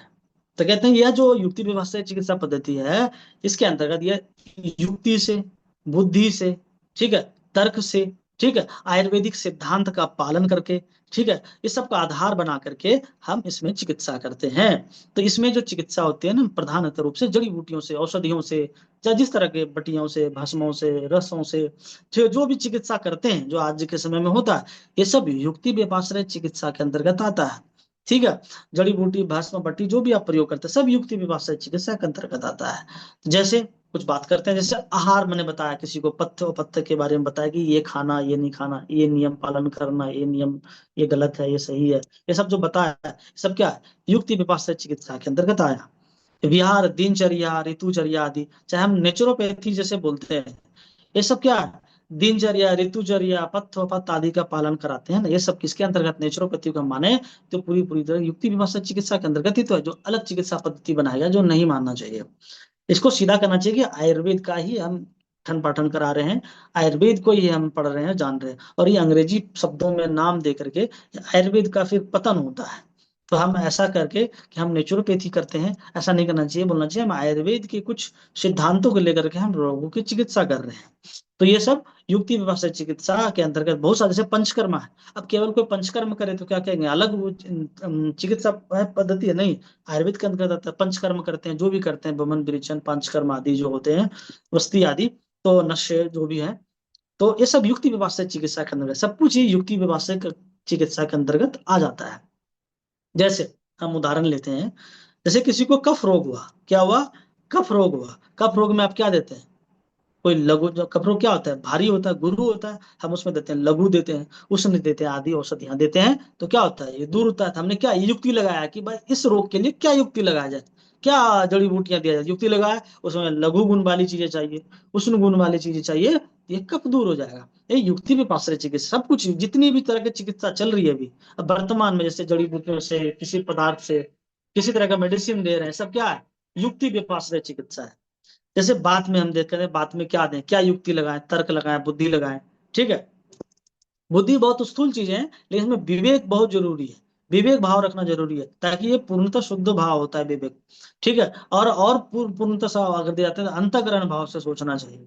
तो ये जो है विवेक कभी कभी गड़बड़, लेकिन बुद्धि बार बार कभी बदल सकता नहीं, केवल बुद्धि से नहीं सोचना चाहिए। एक वैद्य को बुद्धि तो एक थोड़ा सा आपको मदद करेगा, लेकिन आपको विवेक और अंतःकरण भाव से, आत्मिक भाव से जब आप पूर्णतः सोचते हैं, तभी आप पूर्णतः अच्छे से युक्ति लगा सकते हैं, सत्य तथा असत्य को समझ के, सही क्या है, गलत क्या है, धर्म क्या है, अधर्म क्या है, पाप क्या है, पुण्य क्या है, ये सब आधार पर जब सोचेंगे तभी आपको मिलेगा। ये सब विवेक, बुद्धि और अंतःकरण भाव से, आत्मिक भाव से सोचने से ही आपको ये युक्ति व्यवस्था चिकित्सा समझ में आएगी, ठीक है। सबसे पहले जो व्यक्ति युक्ति व्यवस्था चिकित्सा करते हैं या कोई भी चिकित्सा करते हैं, तो उस चिकित्सक को, उस वैद्य को सबसे पहले निस्वार्थ भाव, धर्मात्मा होना चाहिए, ताकि उसका भाव हो कि सबसे पहले रोगी का कल्याण हो, तभी फिर ये चिकित्सा पद्धति सबको हम सही से लागू कर पाते हैं।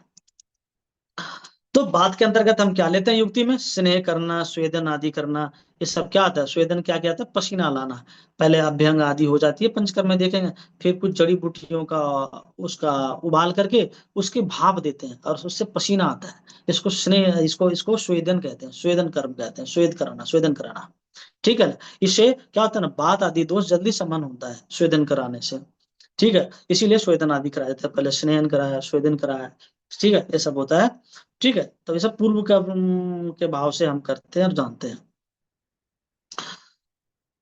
फिर कहते हैं पित्त में हम क्या युक्ति लगाते हैं? पित्त दोष में पता ही है, शीतल चीजें कुछ देते हैं, शीतल उपचार करते हैं, तो उसको फिर लाभ होता है, ये युक्ति व्यवस्था चिकित्सा। वह सब जो चिकित्सा कर रहे हैं क्या? युक्ति व्यवस्था चिकित्सा है। तो युक्ति व्यवस्था चिकित्सा का उद्देश्य क्या है? जैसे अभी हमने पढ़ा दैव विपाशना चिकित्सा के अंदर क्या उद्देश्य था कि जो आपको ग्रह बाधा हो गया उसकी शांति हो जाए, को दृश्य शक्ति का प्रवाह है उसकी शांति हो जाए, ठीक है। मन जो आपका विचलित हो गया उसकी शांति हो जाए, ठीक है। रोग के जो सूक्ष्म कारण है उसका शमन हो जाए, ठीक है। ये सब चीजों करते थे। तो युक्ति विपाशना चिकित्सा में क्या चीज मतलब इसका क्या उद्देश्य है? जैसे आपका दोष है, वात पित्त का धातु है, सप्त धातु है, मल है, त्रिमल है, अग्नि आदि है, जो भी चीज है, इन सब का सम्यक संतुलन करना ये युक्ति विपाशना चिकित्सा के अंतर्गत है और इसको हमें जानना चाहिए, ठीक है। रोग का इस तरह से हम निवारण कर देते हैं और इसी को हम जो अभी बताया आयुर्वेद चिकित्सा के लिए मुख्य चिकित्सा पद्धति है ये युक्ति विपाशना चिकित्सा। अब तीसरे और अंतिम चिकित्सा पद्धति में हम बढ़े, उसको बोलते हैं सत्वाब्जय चिकित्सा। सत्वाब्जय चिकित्सा के अंतर्गत हम क्या समझेंगे और क्या जानेंगे? तो कहते हैं ये जो सत्व है ना, सत्व किसको संबोधित करता है? मन को करता है। कहता है जो यह जो है मन को नियंत्रण करके, मन को सबसे पहले नियंत्रण करना, मन को नियंत्रण करके रोगों को दूर करने की जो पद्धति है, चिकित्सा पद्धति है, ठीक है। चित्त के विकार को ठीक करने की जो चिकित्सा पद्धति है वो क्या कहलाता है? सत्वाब्जय चिकित्सा कहलाता है। तो इसका क्या उपाय होता है, कैसे करते हैं इसको करने के लिए क्या करते हैं? मन को विषयों से हटाने करने के लिए कुछ हम विधि करते हैं, युक्ति करते हैं। तो उसके लिए इसको कहते हैं मन को विषयों से हटाना, जिस तरह के विषयों में आप ज्यादा अति आसक्ति हो रही है उसको हटाना। इसी को क्या हमने कहा था पूर्व पाठों में, इसको कहते हैं इंद्रिय निग्रह, इंद्रियों को नियंत्रण करना, इंद्रियों को संतुलन करना, ये इंद्रिय निग्रह के अंतर्गत आ जाता है। आपको ध्यान करने से, योग करने से, प्राणायाम करने से, धैर्य करने से, ज्ञान लेने से, सत्व ज्ञान लेने से, सात्विक ज्ञान लेने से, स्मृति भाव सही रखने से, सदविचार रखने से, सदविचार रखने से, करने से, आत्म संयम रखने से, ठीक है। ये सबसे क्या होता है? ये सब उपाय से सत्वाब्जय चिकित्सा होता है, ठीक है। भय, क्रोध, लोभ आदि का क्या हो जाता है, नियंत्रण हो जाता है सात्विक चिकित्सा से। भय आपको लगता है तो सात्विक चिकित्सा, सत्वआब्जय चिकित्सा करिए। क्रोध आ रहा है, सत्वआब्जय चिकित्सा करिए। केवल सत्वआब्जय चिकित्सा करने से ही बीपी ठीक हो सकता है। ठीक है। लोभ का नियंत्रण हो जाता है सत्वआब्जय चिकित्सा से, मतलब सत्व गुण की ओर प्रेरित होना, एक भाव से समझे तो मतलब आपको विवेक से सोचना पड़ेगा, अंतःकरण भाव से सोचना पड़ेगा कि सही क्या है, गलत क्या है, धर्म क्या है, अधर्म क्या है, पाप क्या है, पुण्य क्या है, ये करना चाहिए या नहीं करना चाहिए। ठीक है। तो ये सब जो है, ये सब जब भाव आपके अंदर आने लगेगा, समझिए कि आप सत्व की ओर बढ़ रहे हैं, सत्व गुण की ओर बढ़ रहे हैं। तो आपको तब आप स्वतः जो है सत्वआब्जय चिकित्सा के भाव को समझ पाएंगे। तो इसका क्या उपयोग है, जैसे किसी को मानसिक रोग हो गया, सत्वआब्जय चिकित्सा के अंतर्गत जैसे किसी को मानसिक रोग हो गया, तो मानसिक रोग में क्या होता है, इसको क्या करते हैं, चिंता हो सकता है किसी को, उसका भय लग सकता है, ठीक है, काम क्रोध आदि उसको सता सकता है। तो ये सब क्या होता है, मानसिक रोग के अंतर्गत है। तो इन आदतों का क्या कर देते हैं, अगर यदि हम जहाँ नियंत्रण कर ले, चिंता को नियंत्रण हो जाए, आपकी भय का नियंत्रण हो जाए, काम का, क्रोध का, लोभ का, द्वेष का, ईर्षा आदि का, राग का आदि सब का जो आपका नियंत्रण हो जाए, संतुलित हो जाए, ये किससे हो सकता है, सत्वआब्जय चिकित्सा से हो सकता है, सत्व गुणों के धारण से ही हो सकता है, ज्ञान बढ़ाने से, धार्मिक धर्म धर्म को जानने से, धार्मिक ज्ञान को बढ़ाने से ही आपका ये जो चिंता है, भय है, काम है, क्रोध है, लोभ है, ईर्षा है, द्वेष है, ये सब दूर हो सकता है।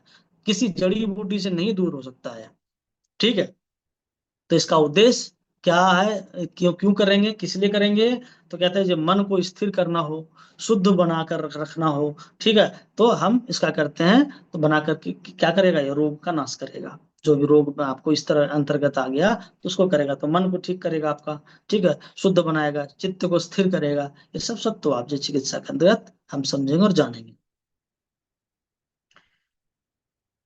तो मतलब जो है ना, मनोनिग्रह कहते हैं, एक पद आता है, मनोनिग्रह करना मतलब मन को बस में करना, मन को बस में करने का, मनोनिग्रह करने का जो जो युक्ति जहां हम जानते हैं ना, वो सब सत्वआब्जय चिकित्सा के अंतर्गत हम जानते हैं और समझते हैं। तो इसीलिए कहते हैं ये सब बात है। तो हम त्रिविध चिकित्सा है, त्रिविध चिकित्सा पद्धति से हम क्या जाने और क्या समझेंगे, क्या समझ में हमें आया। तो हमें ध्यान रखना है, ये तीनों जो है, तीनों मिलकर के क्या करता है, शरीर को, मन को, ठीक है, दैवीय जो चिकित्सा पद्धति है, ठीक है, जो कर्म और दृश्य शक्तियों को जान आदि करके मतलब जो हम करते हैं, तो इसके अंतर्गत मतलब दैव चिकित्सा, दैव विपाशना चिकित्सा आदि है, इन सबको मतलब शरीर, मन और दैव भाव तीनों स्तरों से क्या होता है, संतुलन करने का स्थिति हम समझते हैं त्रिविध चिकित्सा पद्धति से। ठीक है। तो जैसे हम दैव देवाश्रय चिकित्सा के बारे में हमने बात किया, तो इसमें थोड़ा बारे में एक बात और हम समझ लेते हैं। ये क्या करता है, जब रोग का कारण कहते हैं प्रत्यक्ष भाव से, दोष या दुष्ट से, बातचीत कप के हिसाब से हम देख रहे हैं, दोष दुष्ट से समय क्या हो कि समझ ना समझ में आए क्या है, तो तब जो है ना सूक्ष्म कारण देखना चाहिए। ठीक है। कर्म देखना चाहिए, दैवी कोई घटना है क्या, जो अभी हमने बताया, तो उस हिसाब से हम संतुलन करते हैं। तो हम उसके लिए हम क्या उपाय करते हैं, जो हम आपको बता चुके हैं, मंत्र जप आदि, हवन आदि जो हम करते हैं, प्रायश्चित करते हैं, दान करते हैं आदि, जो बलि आदि का हम भाव करते हैं, ये सब हम इसके अंतर्गत देखते हैं और जानते हैं। जैसे मैंने भी चित्त आदि की भी बात की है आपके सामने और बताने का प्रयास किया, तो हमने विचार किया कि जैसे चित्त है और आत्मा है, दोनों में क्या है भेद, क्या है समझ, क्या है, दोनों में अलग अलग भेद है। ठीक है। क्योंकि चित्त क्योंकि आत्मा क्या है ना, नित्य है, सनातन है, शुद्ध है। चित्त क्या है ना, नित्य नहीं है, ये जो है कि ये परिवर्तनशील होता है। ठीक है। तो इसमें क्या होता है ना, जैसे आत्मा के बारे में हम समझे, तो आत्मा को कहा जाता है कि ये नित्य होता है, ये शुद्ध होता है, ये साक्षी स्वरूप भाव होता है। ठीक है। और यह दृष्टा होता है, केवल देखता रहता है, हर कर्मों को, हर चीजों को देखता है, समझता है। और चित्त क्या होता है, परिवर्तनशील होता है, याद रखिएगा। चित्त हमेशा एक जैसा नहीं होता, परिवर्तनशील ही होता है, कभी सही रहेगा, कभी गलत हो जाएगा। जैसा मनुष्य जैसा अपना प्रवृत्ति जीवन में अपनाता है, तो उसका चित्त वैसा होता रहता है। चित्त इसको कहते हैं जहां पर क्या होता है, क्या चीज का स्टोरेज होता है, स्मृति का, संस्कार का, अनुभवों का, जहाँ पे संचय होता है, वो चित्त कहलाता है। तो वही कहते हैं कि जैसे आत्मा है ना, कहते हैं दीपक की ज्योति है, दीपक में जो ज्योति दिखता है वो आत्मा है। और कहते हैं चित्त क्या हुआ, कहते हैं चित्त उस ज्योति से जो प्रकाशित प्रकाशित जो दर्पण होता है ना, उस ज्योति से जो आईना दिख रहा है, जो दर्पण दिख रहा है ना, वो क्या है, चित्त है। मतलब इसीलिए कहा जाता है, याद रखिएगा, ये भेद आपको समझ में आएगा कि आत्मा क्या है, एक ज्योति है, तो कहते हैं उस ज्योति से जो जब प्रकाश निकला, तो प्रकाश से जो एक दर्पण का जो निर्माण हुआ ना, वो चित्त है। ठीक है। तो और दर्पण में क्या होता है, चित्र सदैव बदलता रहता है, इसीलिए क्या माना गया, चित्र को परिवर्तनशील माना गया। आईना में जो जो आएगा हर तरह का चित्र उसमें दिखेगा, परिवर्तनशील है। आत्मा सदैव एक जैसा ही होता है, उसमें कोई परिवर्तन नहीं आता, वो नित्य होता है, शुद्ध होता है सदैव। तो ये सब भाव था, ये सब चीजें हमने देखा और समझा, ये सब चीजें बातें चरक जी के जो सूत्र हैं, सूत्र स्थान प्रथम अध्याय अष्ट पंचाशत श्लोक संख्या 58 के अंदर कहते हैं सब भावतर जाना और समझा।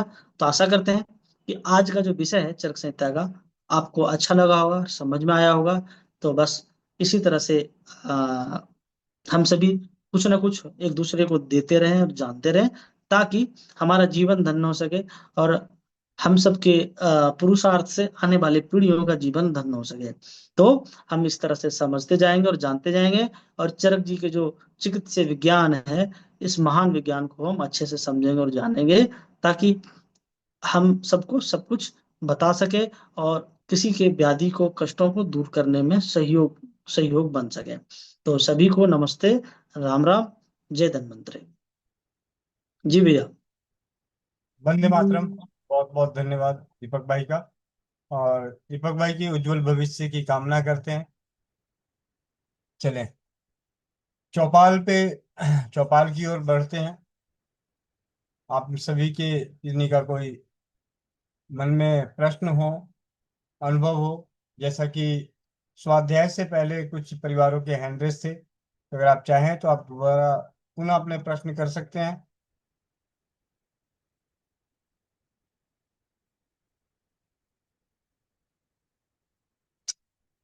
चलिए,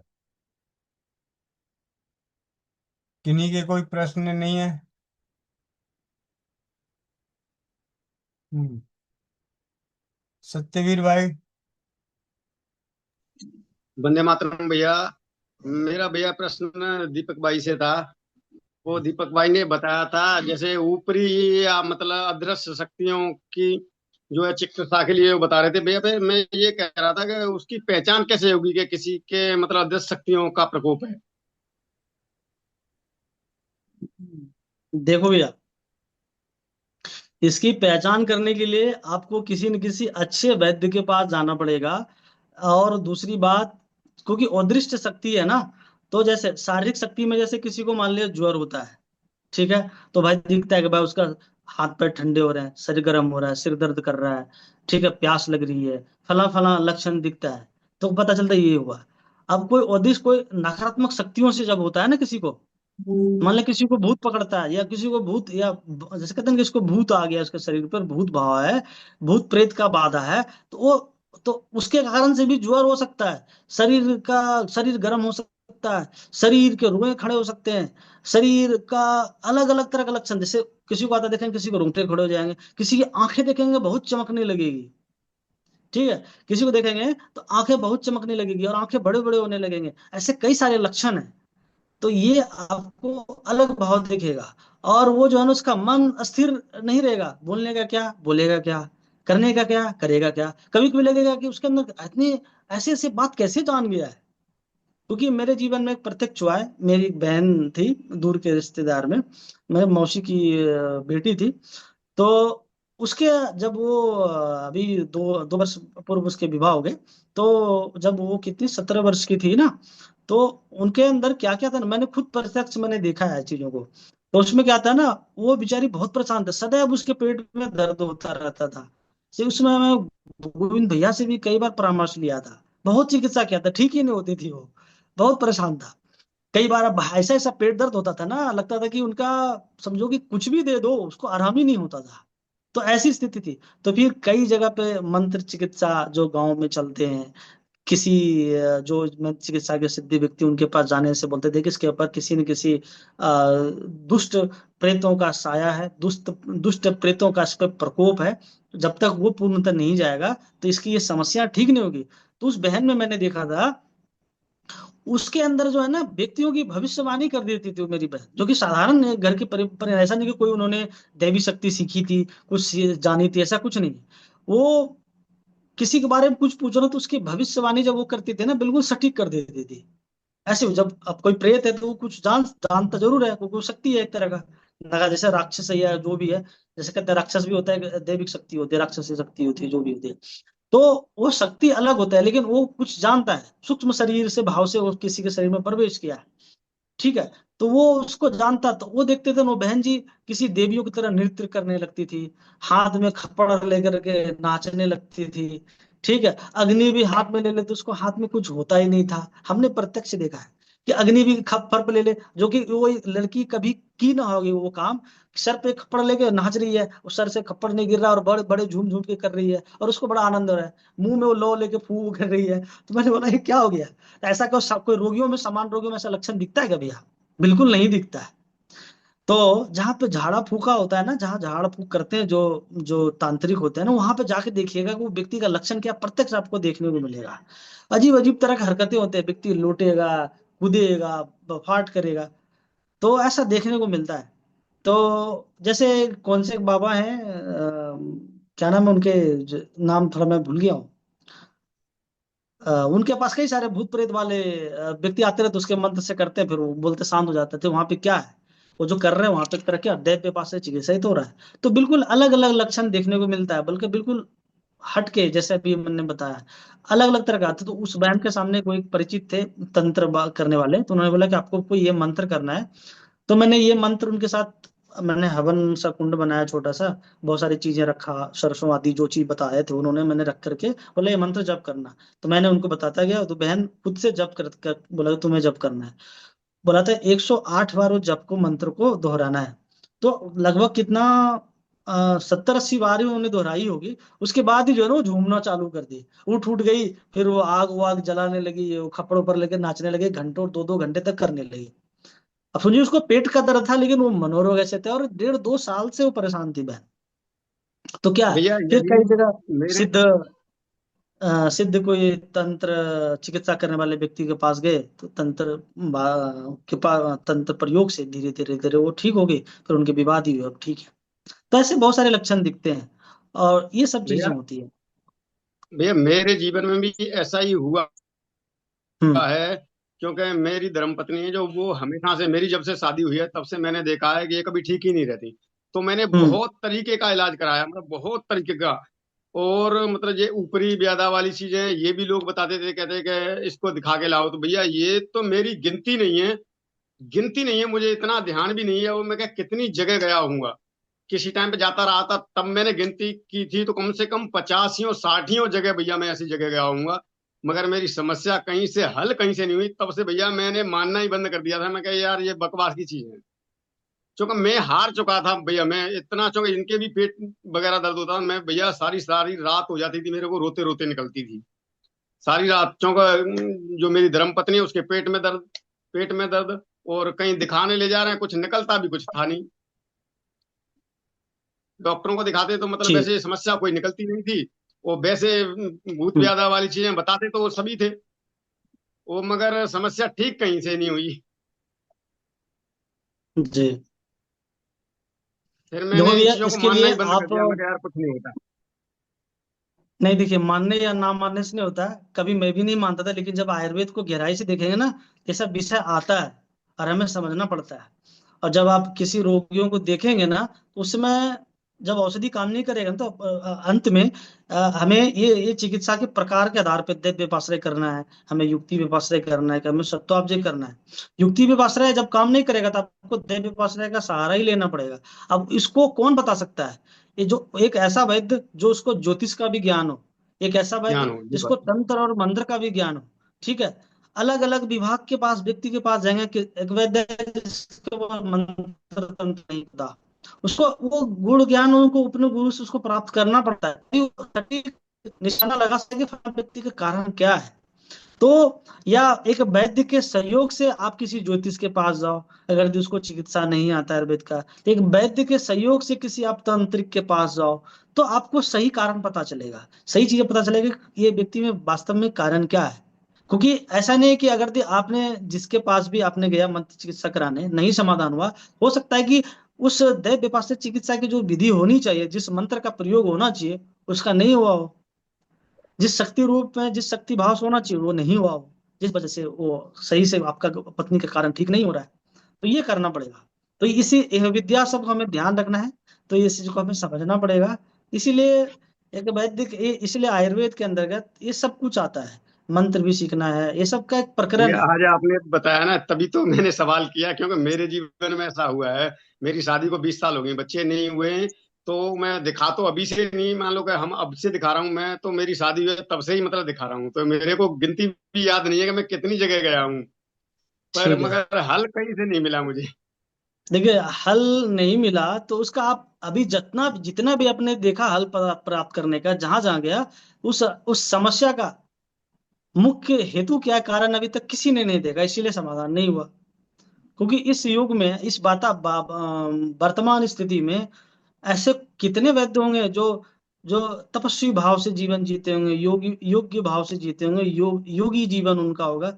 वैसे व्यक्ति तो इस सूक्ष्म कारण को ढूंढ पाएगा, वरना समान व्यक्ति कैसे, कोई केवल केवल ये युक्ति विपाश्रय हम करेंगे तो कैसे पता चलेगा। आज के समय में जो आयुर्वेद की चिकित्सा है, 95% से अधिक, 90%, 95% अधिक लोग केवल युक्ति विपाश्रय करते हैं, जड़ी बूटी देते हैं, इलाज हो गया, पैसे मिल गए, बस हो गया। तो हर बीमारियों का समाधान कहाँ से होगा। तो इसीलिए ये सब चीज देखना पड़ता है। तो आप खोज में निकले श्रेष्ठ वैद्य के लिए, या जो भी हो, जिसको तंत्र की भी पता हो, मंत्र का भी पता हो, फिर औषधियों को भी समझता हो, फिर उनके सब मार्गदर्शन से हो सकता है। या जो आपको उचित लगे, अगर यदि कुछ औषधि करते हैं तो पहले उसको कारण क्या है। अगर यदि औषधि से नहीं हो रहा है तो कुछ अच्छा ऐसे तांत्रिक के पास जाएं जो तंत्र विद्या को किसी के कल्याण के लिए करता हो, मंत्र के आधार पे। तो उनके पास समझ करके सही समाधान कराएं, सही दैव विपाश्य चिकित्सा का प्रयोग कराएं तो होगा। हमने केवल परिचय किया भाई, इसकी विधि हमने कहाँ बताई, तो प्रथम अध्याय चल रहा है, तो उसके अंतर्गत हमने केवल परिचय भाष के इसके अंतर्गत ये सब चीजें तो ये बताया। जब अंदर जब चिकित्सा खंड पढ़ेंगे, चिकित्सा अध्याय पढ़ेंगे, इसमें विमान स्थान पढ़ेंगे, चरक संहिता, तो उसमें बहुत कुछ मिलेगा। उसमें विधि होगा, क्या मंत्र करना, कई सारे मंत्र तंत्र सब दिया गया है चरक संहिता में सूत्र रूप में। तो वो देखना पड़ेगा, जानना पड़ेगा, तो जब समय आएगा तो देखा जाएगा, सब समझेंगे। ठीक है भैया, समय ठीक है आगे भैया। आएगा, चलो देखेंगे आगे। तभी तो नहीं मैं नहीं, भैया अभी तो ऐसे हम आपको, जुड़ते भी अभी तो कभी आप आए हैं देखिए ऐसे भैया, ही। यहाँ पे तो हम पढ़ रहे हैं, जान रहे हैं, लेकिन आपको जो कष्ट है ना, उसके लिए आप किसी अच्छे वैद्य को दिखाएं और समझें, और सहयोग लें, वैद्य का भी सहयोग लें। और वैद्य के सहयोग से जो मंत्र पे काम करते हैं, जो तंत्र विद्या पे काम करते हैं, वास्तव में क्या है, क्या प्रकोप है, दैवी प्रकोप है, पूर्व जन्मों का प्रकोप है, कर्म है, या वर्तमान स्थिति में कोई कारण से, कई सारे कारण जो मैंने बताया, कर्मों का भी हो सकता है, कर्म पूर्व जन्मों का कर्म हो सकता है, या कोई प्रेत बाधा, भूत बाधा, किसी तरह का बाधाओं के कारण से हो सकता है। वो कौन से बाधा है, क्या हेतु है, वो जानना पड़ेगा, उसके हिसाब से हो सकता है। या वैसे तो मैंने कई अभी जगह भैया मैं दिखाया उतना है, अभी दिखाता मैं आया उतने हूँ। उतने योग्य नहीं हूँ, इसलिए मैं हर चीज नहीं बता सकता, केवल मैं अभी सीख रहा हूँ, सही बात मैं है। विद्यार्थी हूँ। तो मैं आपको संकेत दे सकता हूँ, तो आपको उस ओर जाना पड़ेगा, जानना पड़ेगा। जी क्योंकि भैया, मुझे अगर भी कहीं ऐसा तंत्र मंत्र, समझदार कोई मिले अभी तो ज्योतिष बताना नहीं आता, भैया। तंत्र मंत्र ज्योतिष मुझे भी नहीं आता, इसलिए मैं भी इस पर कुछ बोल नहीं सकता। बस मैं आपको बता सकता हूँ ये होता है, तो मैं भी समझने का आने वाले समय में ईश्वर की कृपा से प्रयास पूरा करेंगे।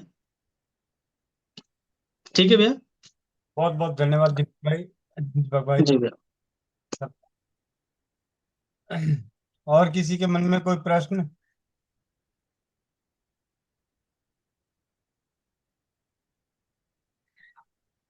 चले, कोमल पटेल बहन। जी भैया।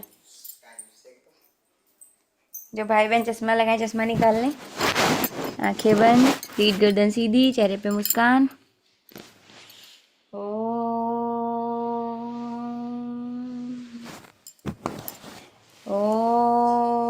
पूर्णमदः पूर्णमिदं पूर्णात् पूर्णमुदच्यते पूर्णस्य पूर्णमादाय पूर्णमेवावशिष्यते।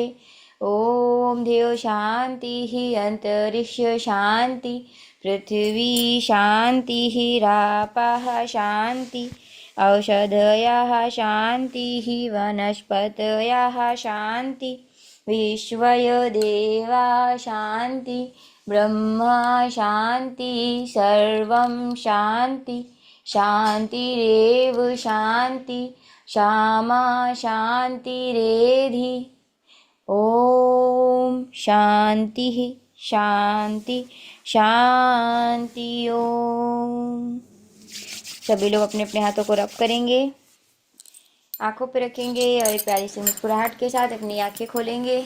जय श्री राम, राधे राधे, वंदे मातरम सभी को। जी भैया। मोनिका बहन। हरे कृष्णा हरे हरे कृष्णा राम कृष्णा कृष्ण कृष्णा हरे कृष्ण हरे हरे हरे हरे हरे राम कृष्ण हरे राम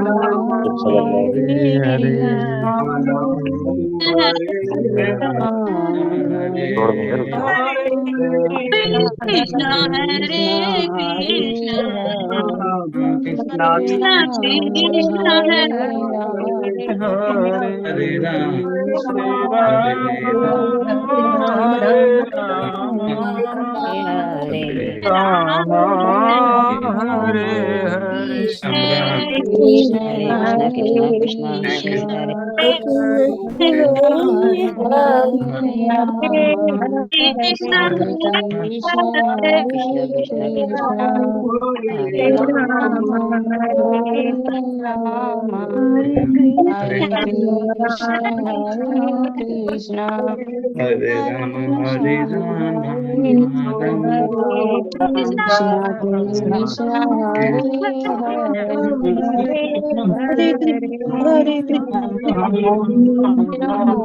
हरे हरे हरे हरे कृष्ण हरे कृष्ण हरे हरे राम हरे राम हरे कृष्ण कृष्ण कृष्ण हरे हरे हरे हरे राम राम हरे कृष्ण हरे कृष्णा हरे कृष्ण कृष्णा कृष्ण हरे हरे राम हरे कृष्ण हरे हरे राम कृष्ण हरे राम कृष्ण हरे कृष्ण हरे राम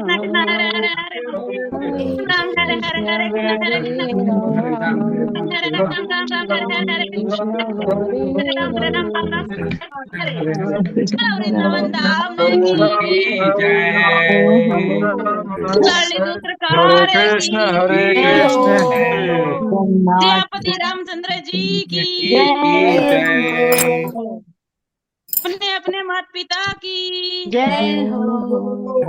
और समृद्ध परिवार की जय हो।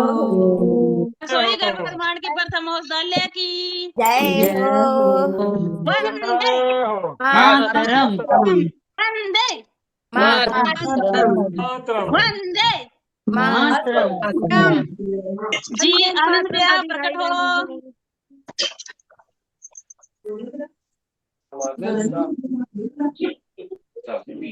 आनंद भैया प्रकट हो आकांक्षा आनंद खरगोश भैया फिर प्रकट हो गायब है। ओम नमः पार्वती पते हरे हरे महादेव। जी गोविंद भैया वंदे मातरम सभी को बहुत बहुत धन्यवाद। चौपाल में जुड़ने के लिए, अनुभवों को शेयर करने के लिए, साथ देने के लिए इस प्रयास को। तो इसी के संग जाते जाते ले जाएं, क्या बोलते, प्रसाद। ठीक है। जो गए सो गए, जो जो जागा सो पाया, जो कैसा है, जो सोया सो खोया, जागा सो पाया। ठीक है। क्योंकि ताली बजने पे कई सारे उड़ जाते हैं ना, तो जो उड़ जाते हैं तो फिर वो उड़ ही जाए। लीजिए आप सभी के लिए। को होस्ट माइक अनम्यूट करके पढ़ें जरा। जो भी को होस्ट है माइक अनम्यूट करके पढ़ें। भैया जी नमस्ते। भैया जी आपने जो नुस्खा बताया था उसमें बहुत हद तक फायदा मिला है मरीज को। धन्यवाद भैया जी। चलिए। अरंड तेल से मसाज, रोज रात को 2 चम्मच अरंड तेल गर्म पानी में मिलाकर फिर पिए 15 दिन। चलिए। अब इसका यहाँ पे पूरा नहीं दिख रहा था चैट। अब यहाँ जी देखते हैं पूरा चैट। यहाँ शायद आपको नजर आए। डेट पढ़ना मैन, डेट, तारीख पढ़ना, तारीख। 13 जनवरी हम्म 2026। नमस्ते भैया जी। भैया, एक 20 साल के लड़के के अंडकोश में सूजन आ गई है। पिछले 2 माह से डॉक्टर को दिखाया तो उसने हार्निया बताया है और ऑपरेशन करवाने को कहा है। भैया, हमें ऑपरेशन नहीं करवाना, कृपया इसका आयुर्वेदिक उपचार बताएं। अरंड तेल से मसाज, रोज रात को 2 चम्मच अरंड तेल गर्म पानी में मिलाकर 15 दिन पिएं। भैया जी नमस्ते। भैया जी, आपने जो नुस्खा बताया था उसमें बहुत हद तक फायदा मिला है मरीज को। धन्यवाद भैया जी। ये इसी मंडे की बात है जो ये आज। इसी मंडे का है हाँ, जो फ्राइडे है तो इसी मंडे का है। जी। तो इससे क्या सीखने और जानने को मिला?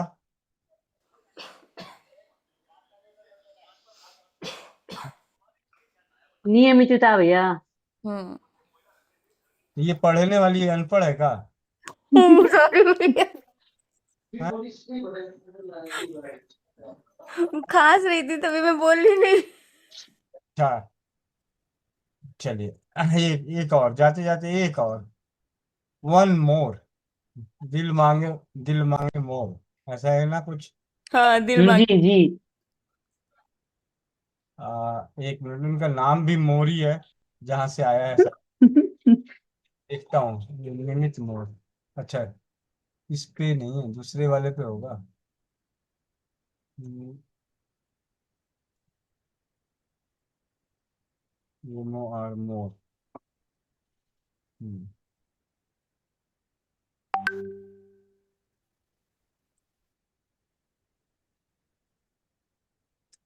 नमस्कार गोविंद भाई जी। मैंने आपसे नेत्रनाशक रोग मंगवाई थी और मैं एक मेरे जानकार हैं, उनको लगातार 3 महीने से प्रयोग निरंतर करवा रहा हूँ। तो उनको पहले जैसे चश्मा हटते ही सिर में दर्द होने लग जाता था, अब वो पूरे दिन भी बिना चश्मे लगाए घूम सकते हैं।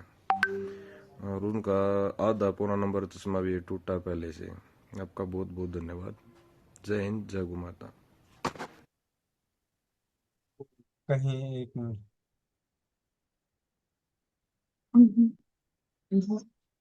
और ये भी अभी मैंने अभी पढ़ा है, क्योंकि मैं पहले पढ़ा नहीं था। ये अभी 6 बजे का मैसेज है, पढ़ना। जी भैया, इसके लिए बहुत बहुत धन्यवाद। कुकुर खांसी थायराइड की जगह एलोपैथी नहीं कर पाई, पूरे 3 दिन में जड़ से खत्म कर दी खांसी। जय गौ माता, जय आयुर्वेदिक, जय आयुर्वेद। आपका दिल से आभार जी। ये भी उन्होंने कुछ भेजा है, ये भी पढ़ लेते हैं। इनका प्रयोग करके मैंने एक दंत मंजन बनाया है भाई जी, जिससे अनेकों लाभ मिले हैं। मुंह की दुर्गंध खत्म, मसूड़ों से खून बहना बंद, दांत मोती चमके, दांतों का दर्द खत्म, मुंह के छाले भी कम हुए और भी अनेकों फायदे हुए। ये सभी मेरे अनुभव हैं। ये मंजन मैंने 15 दिन पहले बनाया था। अद्भुत परिणाम है। फिटकरी भस्म नहीं, कीकर की फली का चूर्ण 20 ग्राम, हल्दी 20 ग्राम, अग्निहोत्र 20 ग्राम, फिटकरी भस्म 20 ग्राम, कोयला भस्म 40 ग्राम, मांजू फल 20 ग्राम, अपामार्ग 20 ग्राम, लौंग पाउडर 20 ग्राम, अमृत धारा 5 या 10 ग्राम, सौंठ पाउडर 10 ग्राम, दालचीनी 10 ग्राम, सेंधा नमक 20 ग्राम, मुलेठी 20 ग्राम, पीपली 15 ग्राम, हींग 5 ग्राम, नीम पत्ती पाउडर 20 ग्राम, गाय का गोबर कंडा 20 ग्राम, नागर मोथा 20 ग्राम, अमरूद के पत्ते 20 ग्राम। अरे भैया, मैं स्क्रीनशॉट ले रही थी। नीचे भी कुछ और है, बेकिंग सोडा 2 ग्राम। ले लो, ले लो स्क्रीनशॉट। और स्क्रीन ही बंद हो गई, 1 मिनट, बड़ा करते हैं। ये कुछ आ रहा है डॉक्यूमेंट, आपका नहीं आ रहा वो। मैं इसको डाउनलोड कर रहा हूँ, एक मिनट। Done, done.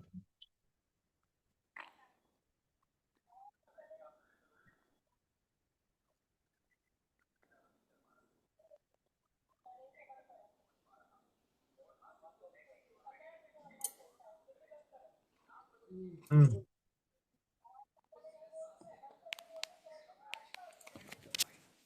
ले लिया स्क्रीनशॉट। जी भैया,